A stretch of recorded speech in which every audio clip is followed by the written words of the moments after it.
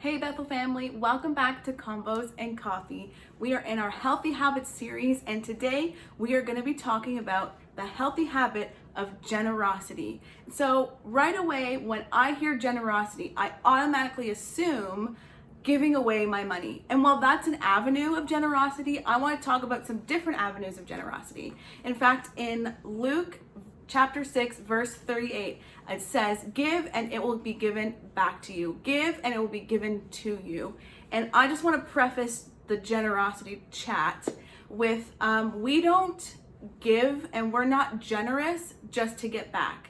God blesses us and he sees us and he sees our hearts towards the power of generosity, but we don't give because we want to get something back. That's not what Jesus is talking about in this text.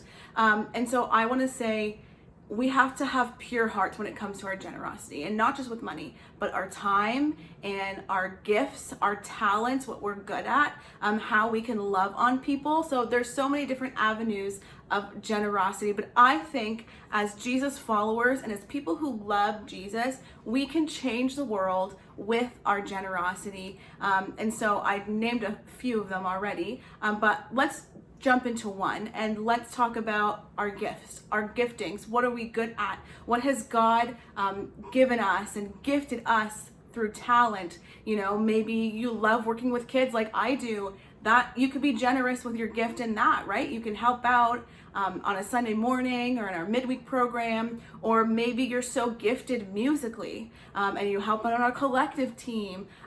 Maybe you're such a good listener and you can sit down with someone face to face and you just make somebody feel known and loved, right? You giving your time, listening, giving over your gifting to the Lord, whether it's in collective or on any other ministry at our church, that's generosity, right? And Jesus sees that and he says, I've given you this gift not to just have fame and money or whatever that comes with your gifting, but he wants us to use our gifts and be generous for the kingdom of God, right? And then you can think of money. Well, maybe you don't have a lot of money. That's okay.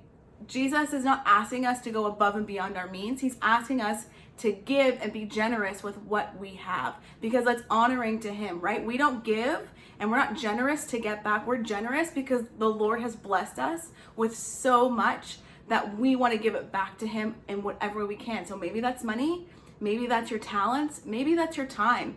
Maybe you don't have a lot of time to help out in a ministry or volunteer on a Friday night at sanctuary or whatever it is, but maybe you have time and maybe, you have 30 minutes and you want to pour into somebody. You want to love on somebody. You maybe have 2 minutes and you want to send a text message to somebody encouraging them or saying, hey, I'm praying for you. I'm thinking of you today. That's you being generous with your time.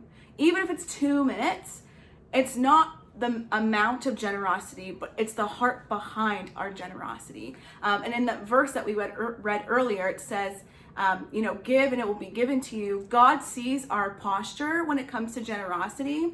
And like I said, we are not generous to get back, but when we're generous with a pure heart, I do believe that God sees that and he blesses us in different capacities of our lives. And so I think we as Jesus followers, as lovers of Jesus, we need to be the most generous. We need to go out of our way to be generous. And maybe it's not a lot. It doesn't matter. It doesn't have to be a huge, big thing. God is not asking for perfection. He's asking for pure heart and for generosity to naturally flow out of us so we can bless others. And in tune to that, people are going to see Jesus through our generosity. And I think there's nothing more beautiful than the generosity of Jesus in our lives. So I want to encourage you this week, be generous, whether it's your time, your talents, your gifting, your money. I want you to get out of your comfort zone and do something that's radically generous that you're not used to doing. And I really believe it's going to bless somebody in your life, and God in tune is going to bless you as well. So we love you, Bethel family. I'm so happy that you watched this, and can't wait to see you on Sunday morning.